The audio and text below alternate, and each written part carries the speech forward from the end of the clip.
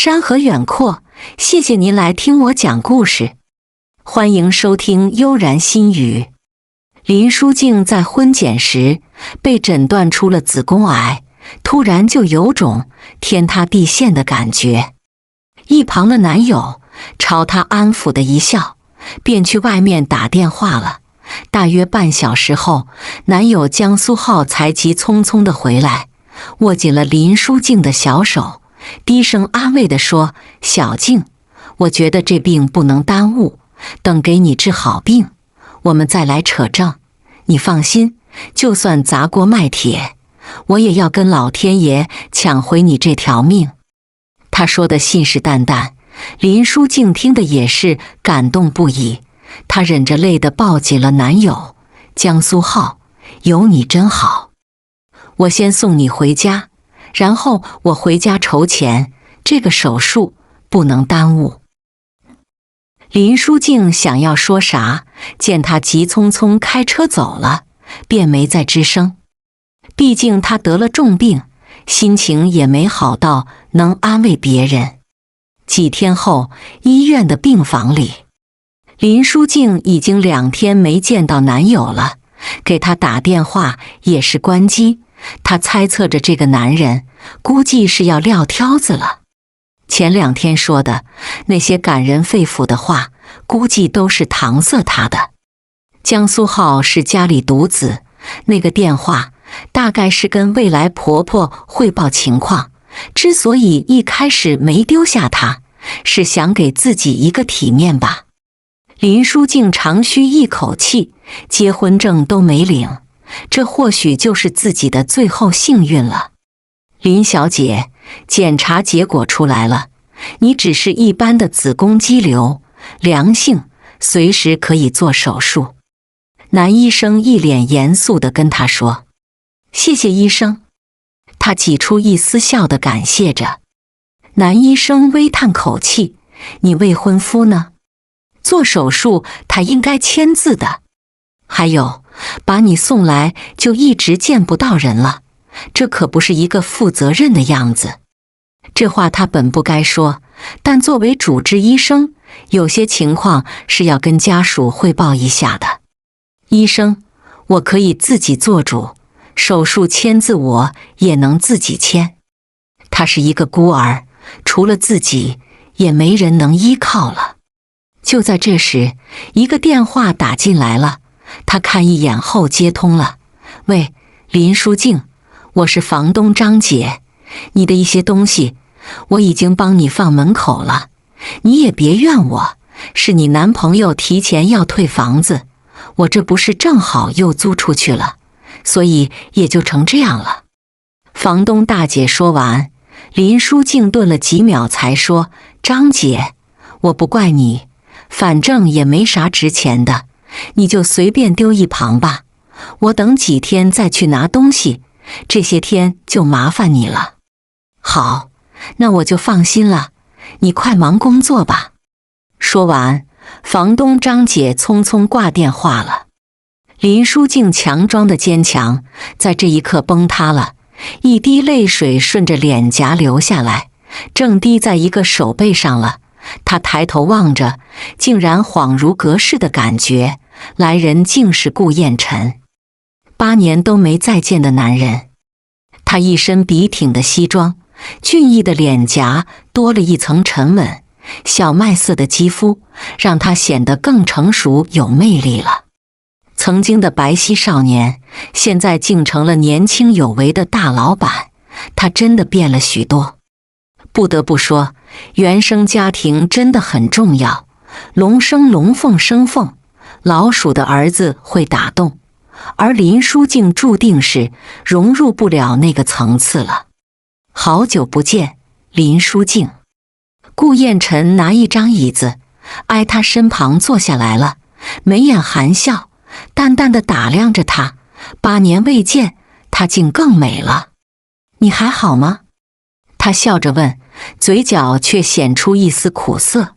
这话问得多余，她一身气宇轩昂，可见活得多顺风顺水了。哪像自己一个婚检就让她被成功抛弃了。还行吧，勉强能混得下去。我听说你要结婚了。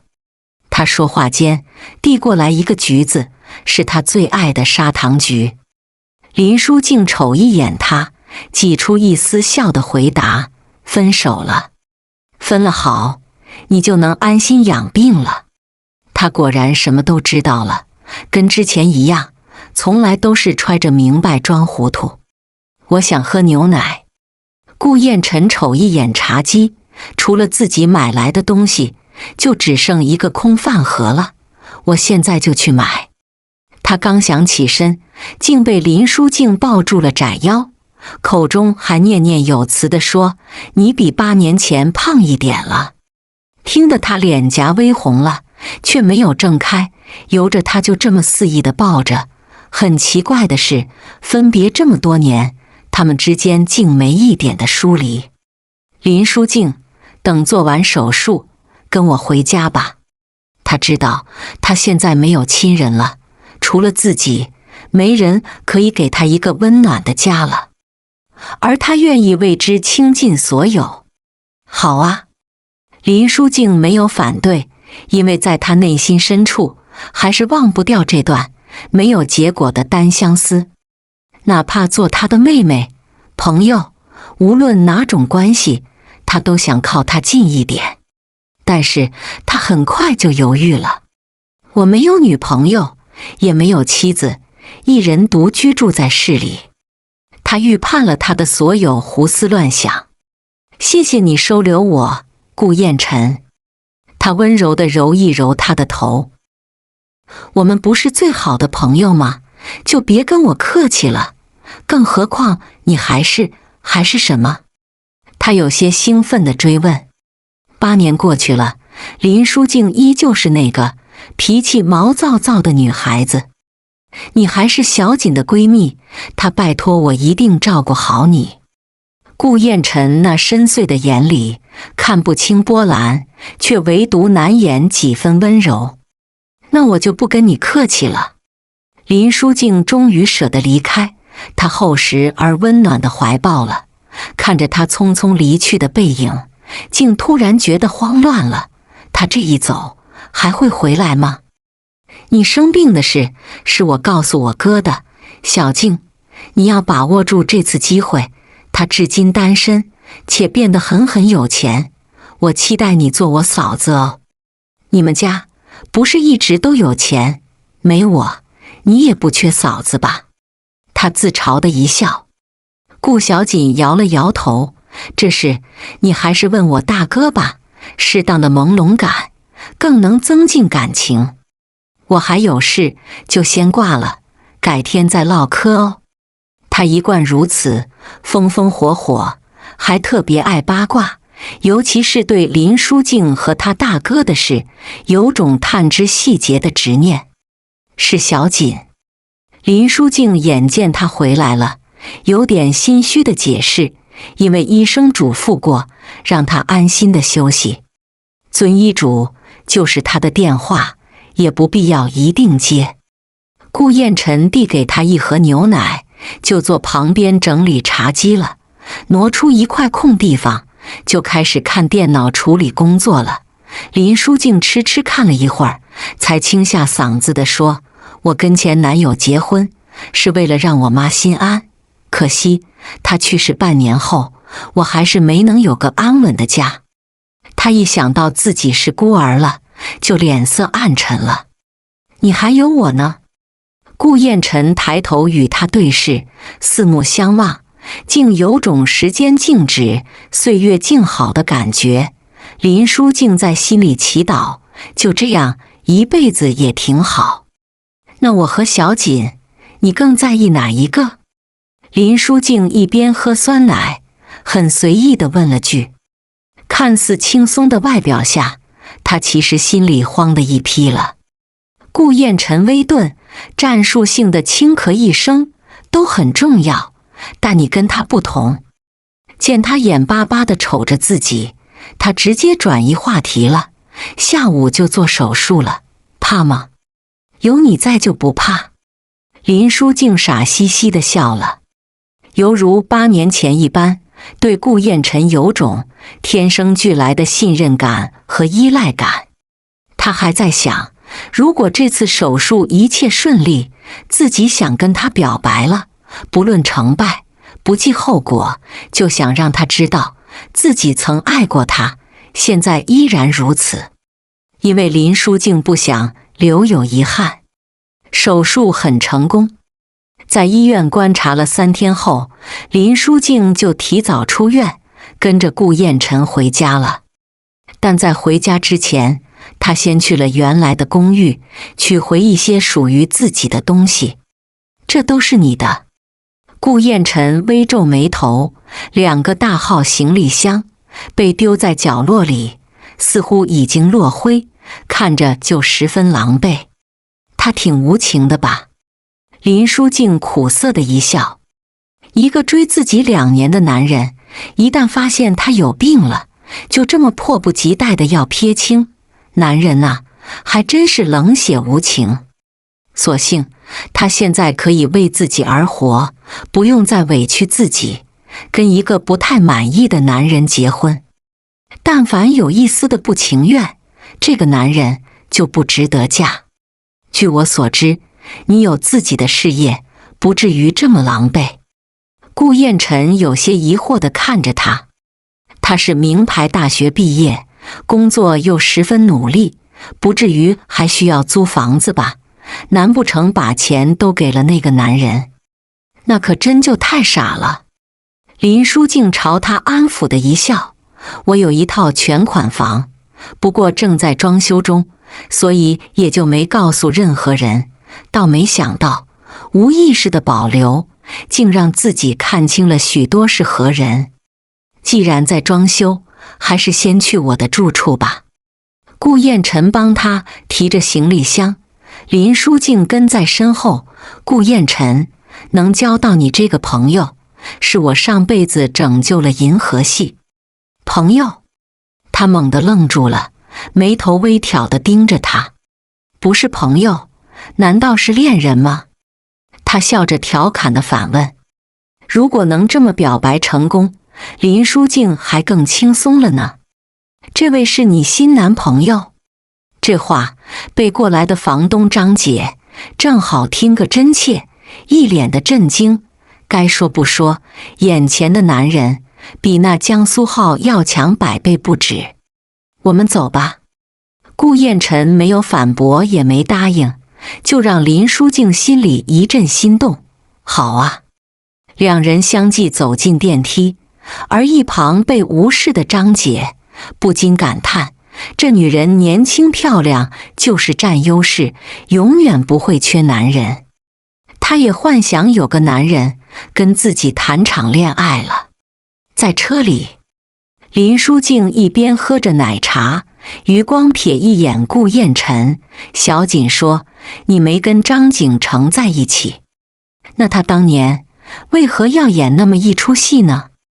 他想听他亲口说出原因，是否真像张景成说的，因为讨厌被他缠着，才会想着让他离得越远越好。顾燕晨指尖微颤一下，8年前我们家公司遇到困境，我不想你上学分心，所以才跟张景成假扮恋人。你呢？这些年谈了几个男朋友？正好是等红灯，他转头望向他，眼神交汇，林书静静心颤了1秒。嗨，因为心慌，被奶茶里的珍珠给呛到了。顾燕晨给他拍了好一会儿后背，才缓和许多。而在这期间，车后的喇叭声已经震耳欲聋了。你安心开车吧，我已经没事了。顾燕晨嗯了声，启动车子，飞速行驶在路上了。车里的气氛有些尴尬，直到车子在停车场停稳，顾燕晨才拽住他的胳膊，眼神灼灼地望着他。你还没回答我的问题。哪个问题？林书静发誓，她真的不记得了。顾燕晨眉头一皱，在他耳边低沉地问，这8年你谈了几个男朋友？没有，除了江苏号，其他真没有了。林淑静一脸认真的样子，惹得顾燕晨薄唇微扬了。女孩子是要真爱自己，我也这么跟小锦说的。那个家里没有女生用品，要不要先去小区的超市一趟？好啊，只要是跟他在一起，林淑静觉得压马路都是幸福的。顾燕晨伸手拉住他的小手，你竹后身体虚弱，我怕你会晕倒。他特意的解释，我是挺虚的，谢谢你啊。林淑静跟在他身后，嘴角的笑意更浓了。这种不说破的感觉，貌似也不坏哎。从超市出来后，林淑静脸色有些苍白了。她望一眼顾燕晨，你能抱我吗？刚才转完这一圈，我身上一点力气都没了。他还应景地咳嗽一声。顾燕晨嗯了声，将人抱在怀里了。你都是这么跟男人撒娇的吗？林淑静猜不透他问这话的意图，只能试着回答，我这不是撒娇，是真的没力气了。顾燕晨，你这个房子带几个女人回来过？他一脸好奇地朝他眨眨眼。你是第一个。顾燕晨摁了指纹，两人终于回到家了。在我印象里，你一直很招女孩子喜欢的，怎么会呢？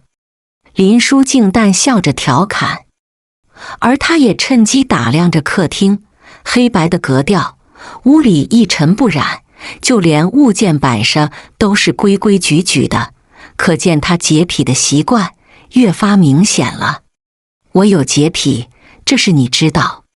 他给自己倒一杯冰水，而给林淑静的是一杯温牛奶。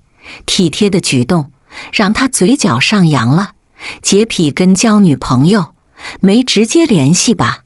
你可以找个比你还洁癖的女人，你俩正好凑一对，完美。林淑静喝了一大口牛奶，嘴角的奶字像两撇胡子，可爱又好笑。顾燕晨用指尖帮她拭去，在我记忆里，你的臭毛病也不少。他没有正面回答，却话里有话的撩拨，让林淑静不自觉的脸红耳热起来，忙推开他的手，一脸严肃的回怼，顾燕晨，我还在生病呢，你少开批斗大会。还有，我今晚睡哪屋？家里一共3个卧室，你自己选。顾燕晨对环境没有依赖性，倒是某人对睡的地方格外讲究。我要睡你隔壁，万一我有个好歹，你还能给我收尸。他半开玩笑地说，那我们最该睡一张床。他也玩笑地说着，好啊，就这么愉快地决定了。林淑静一脸认真地说完，不等他反应过来，便拿着行李箱往他的卧室走去了。只要他敢说的话，自己就敢接话，没啥毛病吧？更何况人生苦短，他们错过了8年，林淑静又刚经历了一场病痛，说啥也不想再虚度光阴了。嗨嗨，我要脱衣服洗澡。他瞅一眼站在一旁挪不开步的女人，有些头疼的紧皱眉头了。顾小锦没告诉他，现在的林淑静这么的胆大妄为，竟敢瞧男人脱衣服。你后背有伤，这里还有这里都有伤，你这8年都干了些什么？林淑静不光看了，还用手抚摸起他的后背，大大小小的伤痕，看着就触目惊心。很疼吧？时间太久，已经忘记了。顾燕晨朝他淡淡的一笑，仿佛说的是旁人的事，与他丝毫无关一般。怎么可能不疼呢？这里的每一个伤口都是一拳一拳挨的，是用命在挣奖金。只是现在想来，那段打黑拳的历史就是人生路上的一个小插曲罢了。脱衣服，他愣愣地盯着他，不明所以。但还是听话地褪去衬衣，暴露出来的伤痕让林书静看得眼泪婆娑了。她抽泣一声：“8年前，外面传你家里快破产了，原来都是真的。顾燕晨，你为何不告诉我真相？”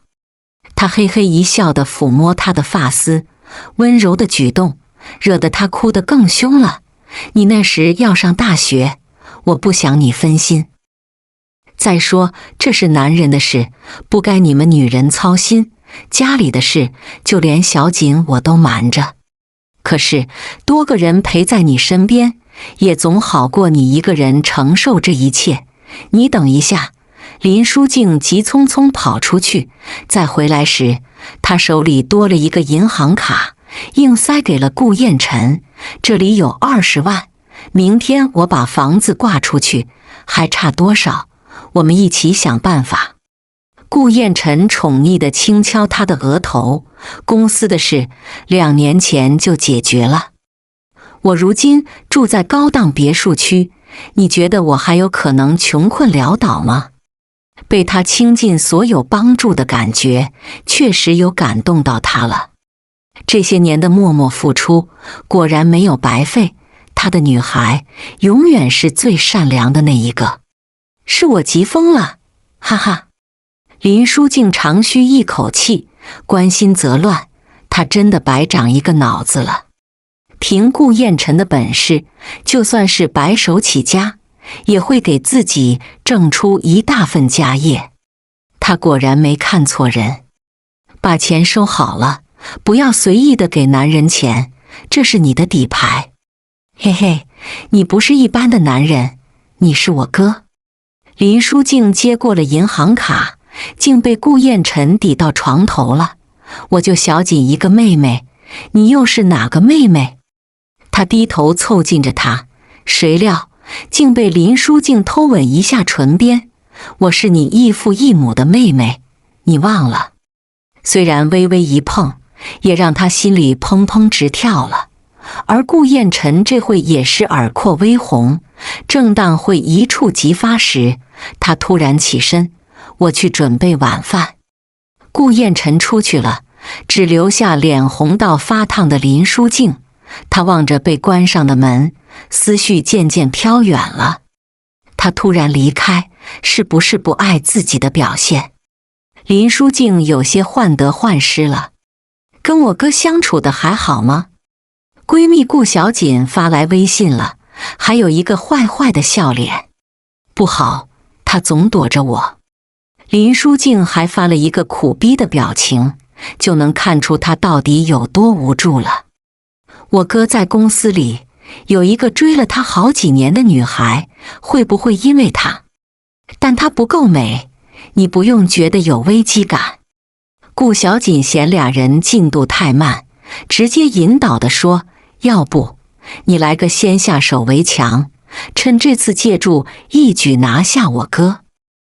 有道是女追男隔层纱，你们又是老相好，你有先天优势，我看好你哦，我会看着办的。”林书静眼看门被推开，将手机塞进枕头底下了，赤脚下床走向他：“顾燕晨，你做啥好吃的了？高配版螺蛳粉，你买的只有这个。更重要是他喜欢吃的。”他还想问手机的事，就被林书静挽着胳膊强行带出卧室了。“你刚做完手术，不能喝酒。”顾燕晨眸色一沉，直接把红酒瓶给收起来了。他这些年越来越清瘦，就是这么折腾出来的吧？一个不爱惜自己的女人，真叫人头疼。我喝牛奶，你喝红酒，敬我们再次重逢。林书静笑着举杯，眉眼含笑，让顾燕晨有些看吃了。敬你的重生。这些年又苦又累，最难熬的时候，就是靠着记忆里的他的一抹笑，才扛过来的。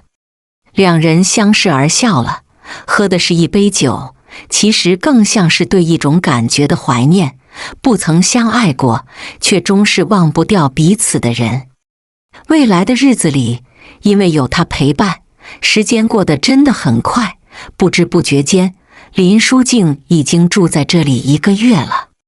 他们彼此越发亲近，却又都不想挑明关系，就这么极限拉扯着，不痛不痒，却又有些上头，是非正常的一种相处。某日周末的午后，门铃响了，因为顾燕晨在厨房刷碗，林书静抢着去开门了。门口站着一个穿长裙的女孩，打扮得精致可爱，给人一种年轻貌美的既视感。你好，阿姨，我找顾总监。女孩微微笑着打招呼，但一开口的称呼让林书静眉头一皱了。你们顾总监在给我洗内衣呢。本想秀一把恩爱，却被女孩低声调侃道：阿姨，生活不能自理，这不是一个好习惯，你要学会照顾自己哦。哈，你大中午跑来我男朋友家里，有事吗？林书静不得再次打量一圈女孩，身材苗条，打扮扬长避短，看来是个有心机的女孩。今下午有个会，麻烦让我进去一下，我要跟顾总监当面汇报情况。女孩一副着急的样子。林书静让开一条道，女孩还没进屋，顾燕晨先走过来了。柳白露，我知道了，你先回公司吧。他说完挽上林书静的纤腰，将人儿带进客厅里，门也随之给关上了。以后不许你随便开门，他指责地絮道。万一遇到坏人，他又正好不在家，那不是麻烦大了。怕我误伤你的小助理？林书静翘着二郎腿，似笑非笑地问。他是我和李总监共用的一个助理。他边说边换着衣服，极好的身材让林书静一览无余，刚才的触眉头竟被一扫而空了，嘴角微扬，心里也是荡开了一朵花。开会可能到很晚，他笑着打岔，我不会饿肚子的。开玩笑，林书静又不是小孩子，她也是事业有成的女强人好吧，只是遇人不淑，总会碰到些三心二意的男人罢了。门被关上了，林书静简单的打扮一番，就直接出门了。小区附近的咖啡厅里，他赶到的时候，柳白露已经点好咖啡了，见他走来，有礼貌的微笑，给你点了卡布奇诺。谢谢。林书静在平时更喜欢冰美式，她并没有外貌那样少女心爆棚，相反冷静而又心机沉。你长得很美，却是个毒蝎女人。柳白露的话让她脸色一愣。我不过说你几句，你就跟顾总监闹腾，现在你满意了，他拒绝我做他的助理。柳白露脸色暗沉地瞪着他，眼神尽是鄙夷。平生最讨厌绿茶婊，而眼前的这位正是绿茶的本尊。我还没来得及说呢，林书静心情大好的一笑，就更惹怒了柳白露。我怎样都无所谓，你恐怕不知道吧，顾总监一直有喜欢的女人，而且对他十分的宠爱，你不过是他身边的一个过客。那我不妨再告诉你一件事，他这些年往返2个城市，时常去我们大学里看望女朋友，你觉得自己能跟他比吗？柳白露说完后，竟有种过瘾的感觉。平时他是嫉妒那个神秘女人的，现在竟突然觉得能帮着对付林书静的人儿，他以后就路转粉了。敌人的敌人就是朋友，这话有道理。那你恐怕并不知道，我重病在医院，是你们顾总监主动找上我，并把我带回家的。你那个口中的女人，不会是你虚构的吧？林书静冷淡地对回去了。情敌见面分外眼红，这场见面注定的不欢而散。林淑静虽然气场赢了，但心里到底是受挫了。一个怎样的女人，竟被他惦记了这么久，而他竟然毫不知情。看来男人的嘴骗人的鬼，他信了才是真的傻。回到家，林淑静就开始收拾衣服，瞅一眼衣柜里摆放齐整的衣服，另一边是顾燕晨的，这样的搭配很像夫妻俩的衣橱，无不透着恩爱，但现在看来就有些讽刺了。他动作有些粗鲁，衣服被一股脑地扯出来了，藏在衣柜最里边的一个纸箱子，映入他眼帘了，没思考就直接打开，里面藏的东西竟让他惊愕了。好心人给他捐的奖学金收据竟在顾燕晨这里，每年往返 N 大的飞机票多到数不清，都被他仔细地收在一起，还有每年生日的贺卡、礼物，都透着满满的爱意，还有他在国外的日记本，每一张纸字里行间都是对他的想念。原来柳白露口中的神秘女人竟是他自己。他刚才还醋意满天飞，竟是跟自己置气，好没出息。不知不觉林淑静抱着他们哭了许久，眼睛都哭肿了。这份深沉的爱，他竟不知如何回应了。夜里2点，顾燕晨从外面回家，轻手轻脚地去浴室洗漱，一身清爽后，他才来到卧室。你没睡呀？林淑静正被朝着他坐在床沿，因为抽泣肩膀颤抖着，让他心疼的从后面圈住他了。两人就这么抱着，感觉整个世界都为他们暂停了。你的小助理约我见面了。他转过身来，冷声地说。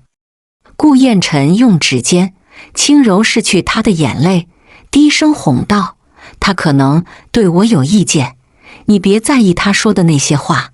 那个，我瞅着厨房没碗筷，你晚饭没吃吗？林淑静木讷地点点头，看他转身去了厨房，从身后环住了他。你做你的，我就想抱一小会儿。他身子一愣，嘴角微微一扯笑，纵容他的一切是他最想做的事了。顾燕晨，我是不是老了？柳白露叫我阿姨。他突然地问。他这次转过身来，挑高他的下巴，仔细地端详一番才说，你确实不再像少女，不过他故意卖关子。不过什么？他焦急地追问。不过在我眼中，你依旧是原来的林淑静，是难得一见的才貌双全的女孩。他的表态总算让他有些许的笑意了。饭菜也正巧做好，林淑静拿了2个酒杯，倒满了红酒，举起酒杯后温柔地说，顾燕晨，这次多亏你收留我，我敬你一杯。他端起酒杯，微抿了一口，你毕竟是动了手术，少喝点酒。今晚我就喝这一杯，你陪我好吗？顾燕晨想拦的，但见他恳求的眼神，只能没立场的点头了。顾燕晨，男女之事，你有经验吗？一杯酒下肚，林淑静说话也胆大了，什么虎狼之词也敢往外吐露了。你喝醉了。顾燕晨弯腰要抱他回卧室，林淑静也没挣扎，反而笑呵呵地腻在他怀里，环住他的脖子，在耳边低喃道，我们睡一次好吗？他胆肥的邀请让顾燕晨的脸瞬间变红了，就连耳廓也变得又红又烫。嗨嗨，他借故咳嗽，想让自己清醒一点，却被林淑静凑近吻上了薄唇。一番纠缠后，他压低声音地说，顾燕晨，我爱你，你爱我吗？强吻袭来，已是最好的回答。爱与不爱，都在他们之间表现得淋漓尽致了。屋外哗哗下着大雨，卧室内却是一番恩爱的场景，极尽的纠缠，直到后半夜才彼此相拥而眠。翌日的清晨，林淑静早早的就起床了，忍着身体的各种不适，将自己的衣服都收进行李箱了。早看到他微睁眼眸，慵懒而帅气的样子，林淑静在他薄唇印上一吻，而顾燕晨想探知更多，却被他说出的话给凉透了。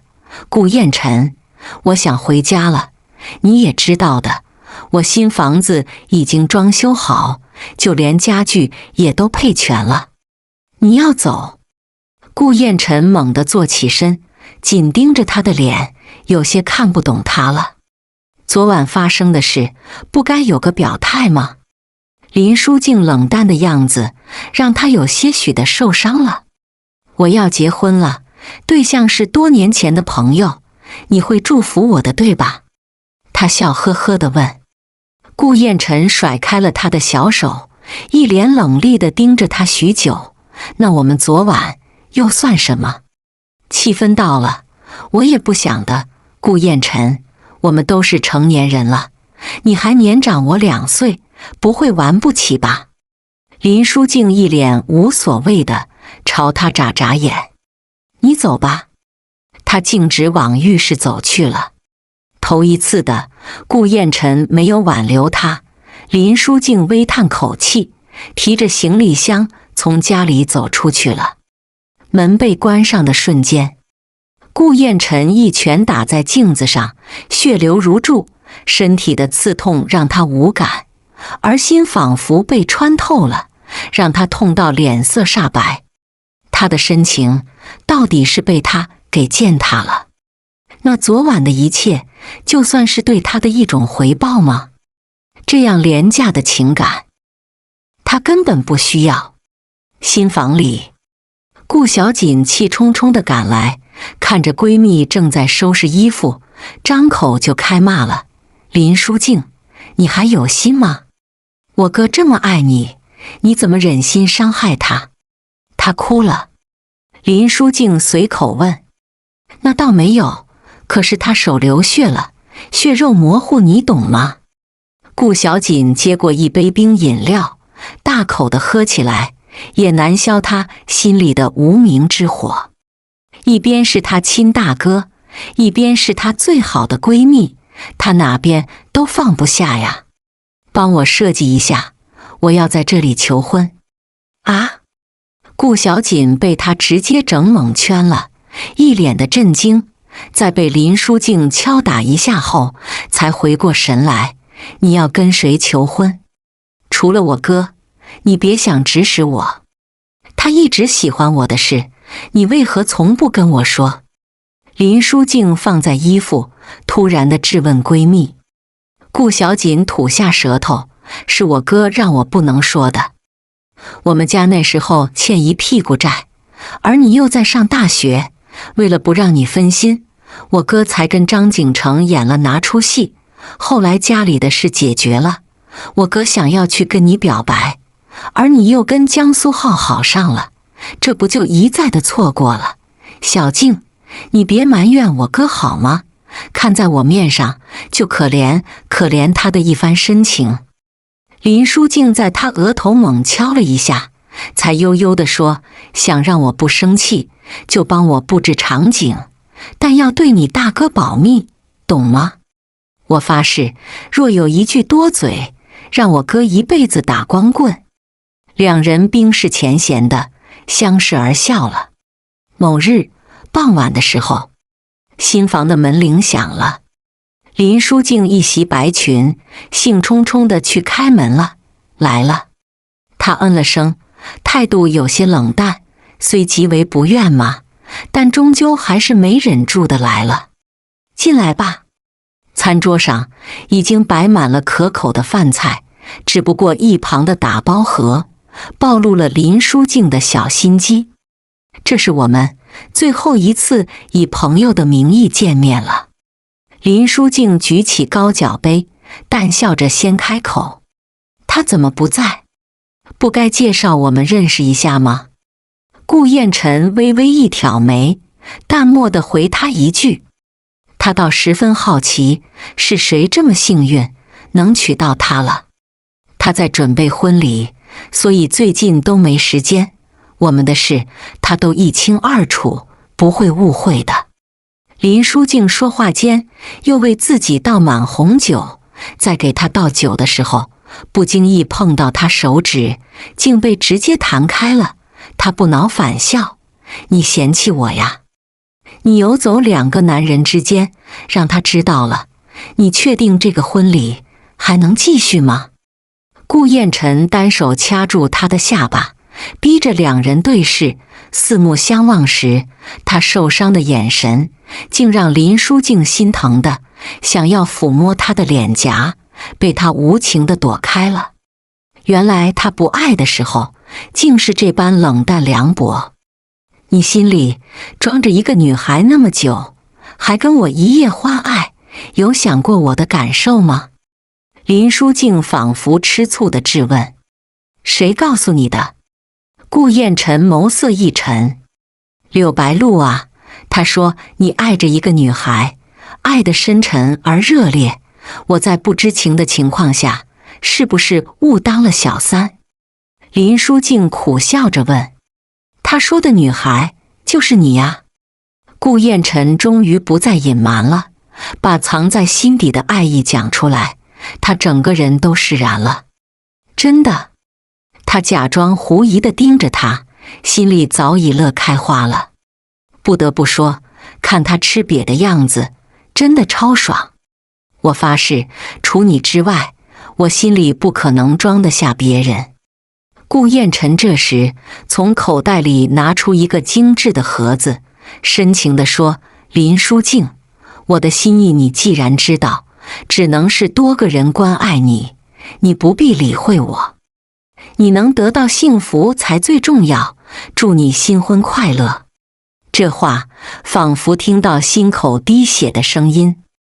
林书静接过盒子，里面是一套的珠宝首饰。顾燕晨果然出手阔绰，而他不过是看一眼就丢在一旁了，用指尖轻抚他的脸颊。傻瓜，我的那个他也是你呀。顾燕晨，我婚戒都准备好了，你要现在娶我吗？你一直在戏弄我。他脸色一沉，额头都布满黑线了，这压抑的气势让人都要窒息了。林书静微微一笑：“我就戏弄你了，不行吗？”最怕空气突然静止。顾燕晨，自从你出现在我面前，我这10年就没舒缓过，心心念念的都是你，就连梦里都是你的控制。你要不娶我，我就敢死给你看。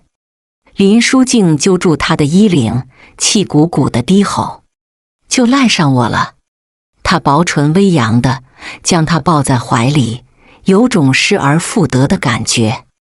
林书静一把推开他，用指尖抵住他的额头：“你既然一早就喜欢我，还对我爱答不理，害我以为自己是痴心妄想。凭什么好事都你做了，我就活该被蒙在鼓里？顾燕晨，这是你欠我的，你要用一辈子补偿我，行不行？给句痛快话吧。如果他能早一点表白，自己何至于熬到27岁？他不光有罪，还是罪不可赦的那种。林书静，求你收留我，我没你根本活不下去。顾燕晨深情地在他耳边表白。那还等什么？赶紧给我戴戒指啊！林书静伸出右手，一副火急火燎的神色。他顺势给他戴好戒指，宠溺地在他额头亲吻一下。我这不是在做梦吧？天差地别的境遇让顾燕晨觉得这一切太不真实了。林书静在他薄唇狠狠地嘬一口。疼吗？有点疼。顾燕晨的唇角竟被咬破一个血口子，一丝的刺痛让他瞬间清醒了，将人儿猛地拽进怀里，深情地拥吻着，一切都变得美好而又让人沉沦了。这不是一场梦，他呵护、守护着长大的女孩，终于要嫁给自己了。顾燕晨，右边是卧室，他赖在厚实的怀里，低低地说。顾燕晨一脸的宠溺，却还不忘调侃他：林淑静，你是一个地道的女孩子，就不能矜持一丢丢吗？林淑静嘴角闪过一丝坏笑，顺手将他拉到身旁，两个指尖掐住他的下巴。矜持有毛用？我现在就要亲你，你是要接受还是主动呢？此时此刻，多说一句都是废话，他主动凑近的热吻，已是最好的回应了。全剧中，